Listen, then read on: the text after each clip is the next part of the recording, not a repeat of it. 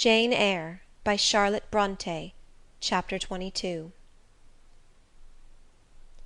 Mr. Rochester had given me but 1 week's leave of absence, yet a month elapsed before I quitted Gateshead. I wished to leave immediately after the funeral, but Georgiana entreated me to stay till she could get off to London, whither she was now at last invited by her uncle, Mr. Gibson, who had come down to direct his sister's interment, and settle the family affairs. Georgiana said she dreaded being left alone with Eliza. From her she got neither sympathy in her dejection, support in her fears, nor aid in her preparations.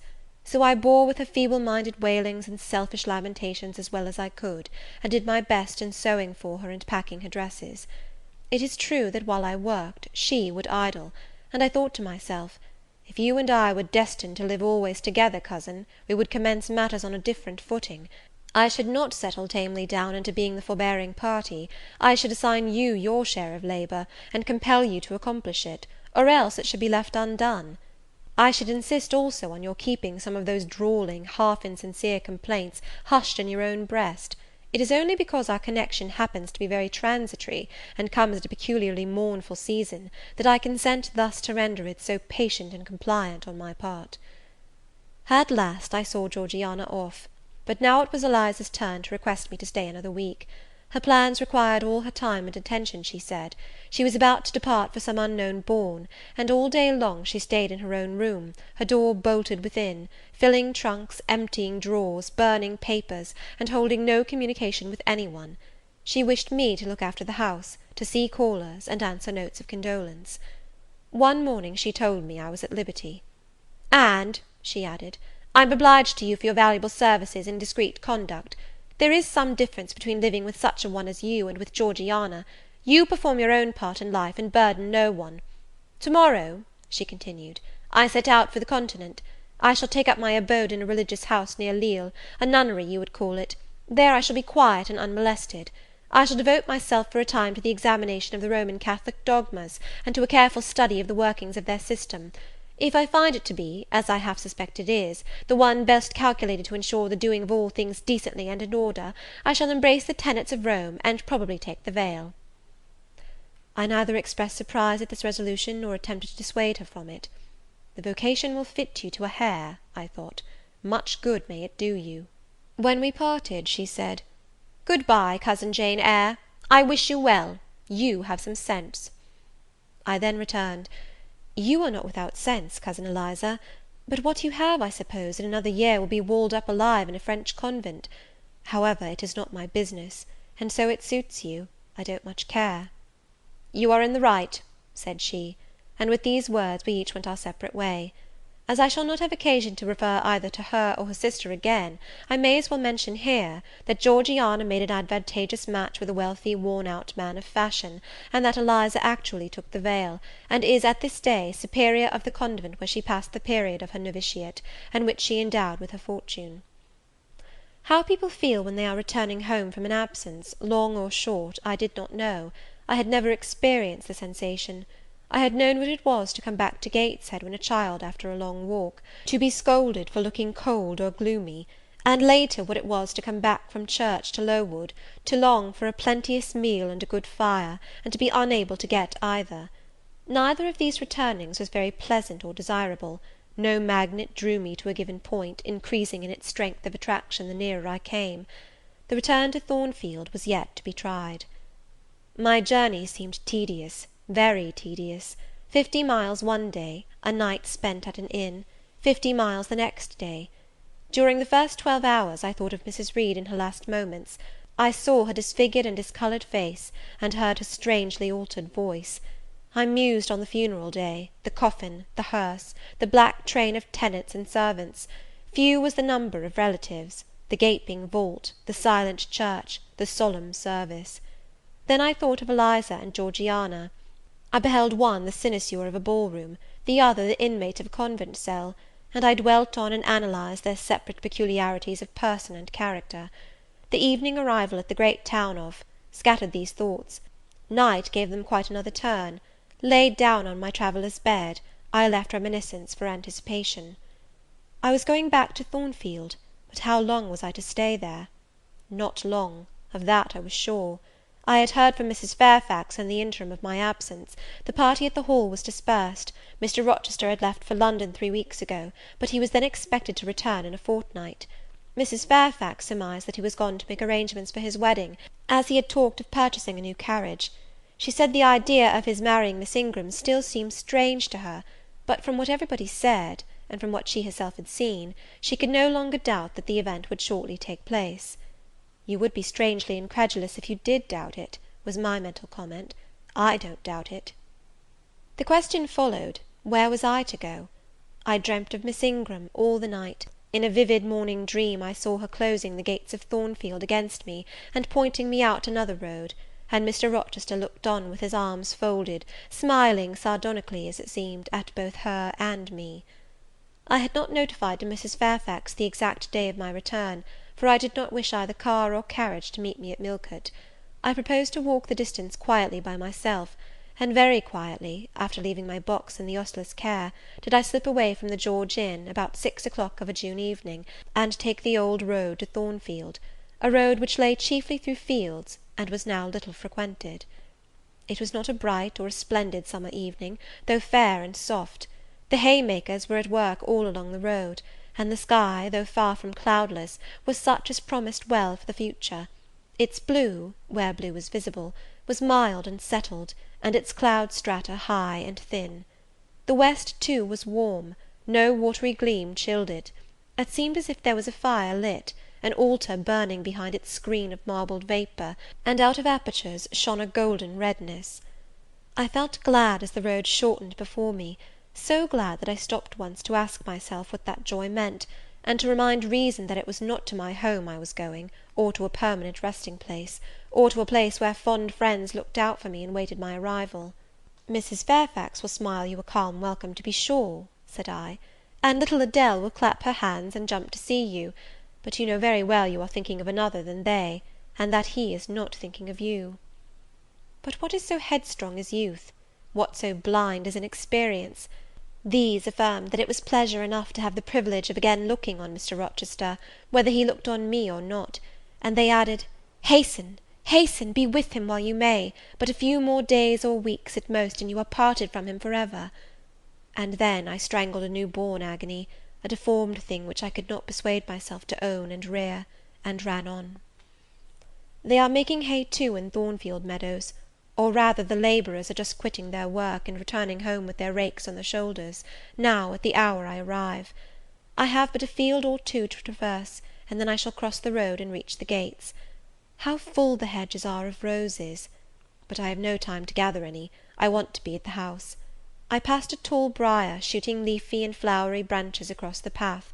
I see the narrow stile with stone steps, and I see Mr. Rochester sitting there, a book and a pencil in his hand. He is writing. Well, he is not a ghost, yet every nerve I have is unstrung.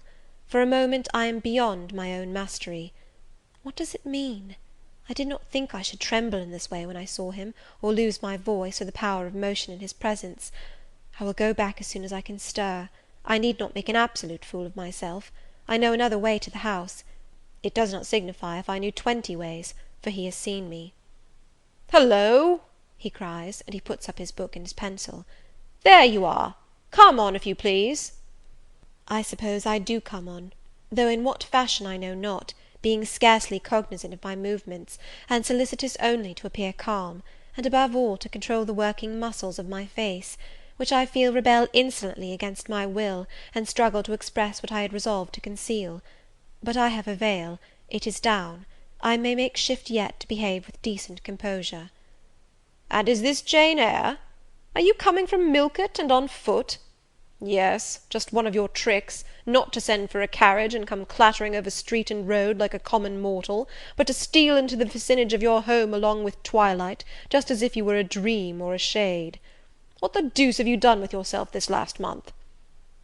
"I have been with my aunt, Sir, who is dead." "A true Janian reply! Good angels be my guard! She comes from the other world, from the abode of people who are dead, and tells me so when she meets me alone here in the gloaming. If I dared, I'd touch you, to see if you are substance or shadow, you elf; but I'd as soon offer to take hold of a blue ignis fatuus light in a marsh. Truant, truant," he added, when he had paused an instant, "absent from me a whole month, and forgetting me quite, I'll be sworn." I knew there would be pleasure in meeting my master again, even though broken by the fear that he was so soon to cease to be my master, and by the knowledge that I was nothing to him. But there was ever in Mr. Rochester, so at least I thought, such a wealth of the power of communicating happiness, that to taste but of the crumbs he scattered to stray and stranger birds like me, was to feast genially. His last words were balm. They seemed to imply that it imported something to him whether I forgot him or not. And he had spoken of Thornfield as my home. Would that it were my home! He did not leave the stile, and I hardly liked to ask to go by. I inquired soon if he had not been to London. "Yes, I suppose you found that out by second sight." "Mrs. Fairfax told me in a letter." "And did she inform you what I went to do?" "Oh yes, Sir, everybody knew your errand." "You must see the carriage, Jane, and tell me if you don't think it will suit Mrs. Rochester exactly, and whether she won't look like Queen Boadicea, leaning back against those purple cushions. I wish, Jane, I were a trifle better adapted to match with her externally. Tell me now, fairy as you are, can't you give me a charm or a philtre or something of that sort, to make me a handsome man?" "It would be past the power of magic, Sir." And in thought I added, "A loving eye is all the charm needed; to such you are handsome enough, or rather your sternness has a power beyond beauty." Mr. Rochester had sometimes read my unspoken thoughts with an acumen to me incomprehensible. In the present instance he took no notice of my abrupt vocal response, but he smiled at me with a certain smile he had of his own, and which he used but on rare occasions. He seemed to think it too good for common purposes. It was the real sunshine of feeling. He shed it over me now. "Pass, Janet," said he, making room for me to cross the stile. "Go up home, and stay your weary little wandering feet at a friend's threshold." All I had now to do was to obey him in silence; no need for me to colloquize further. I got over the stile without a word, and meant to leave him calmly. An impulse held me fast, a force turned me round. I said, or something in me said, and in spite of me, "Thank you, Mr. Rochester, for your great kindness. I am strangely glad to get back again to you, and wherever you are is my home, my only home." I walked on so fast that even he could hardly have overtaken me had he tried. Little Adele was half wild with delight when she saw me. Mrs. Fairfax received me with her usual plain friendliness. Leah smiled, and even Sophy bid me bonsoir with glee. This was very pleasant. There is no happiness like that of being loved by your fellow creatures, and feeling that your presence is an addition to their comfort. I that evening shut my eyes resolutely against the future. I stopped my ears against the voice that kept warning me of near separation and coming grief. When tea was over, and Mrs. Fairfax had taken her knitting, and I had assumed a low seat near her, and Adele, kneeling on the carpet, had nestled close up to me, and a sense of mutual affection seemed to surround us with a ring of golden peace, I uttered a silent prayer that we might not be parted far or soon. But when, as we thus sat, Mr. Rochester entered, unannounced, and looking at us, seemed to take pleasure in the spectacle of a group so amicable; when he said he supposed the old lady was all right now that she had got her adopted daughter back again, and added that he saw Adele was prête à croquer sa petite maman anglaise, I half ventured to hope that he would, even after his marriage, keep us together somewhere under the shelter of his protection, and not quite exiled from the sunshine of his presence. A fortnight of dubious calm succeeded my return to Thornfield Hall. Nothing was said of the master's marriage, and I saw no preparation going on for such an event. Almost every day I asked Mrs. Fairfax if she had yet heard anything decided. Her answer was always in the negative. Once she said she had actually put the question to Mr. Rochester as to when he was going to bring his bride home; but he had answered her only by a joke and one of his queer looks, and she could not tell what to make of him. One thing surprised me, and that was, there were no journeyings backward and forward, no visits to Ingram Park. To be sure, it was 20 miles off, on the borders of another county, but what was that distance to an ardent lover? To so practised and indefatigable a horseman as Mr. Rochester, it would be but a morning's ride. I began to cherish hopes I had no right to conceive, that the match was broken off, that rumour had been mistaken, that one or both parties had changed their minds. I used to look at my master's face to see if it was sad or fierce. but I could not remember the time when it had been so uniformly clear of clouds or evil feelings. If, in the moments I and my pupil spent with him, I lacked spirits and sank into inevitable dejection, he became even gay. Never had he called me more frequently to his presence, never been kinder to me when there, and, alas, never had I loved him so well. Chapter XXIII.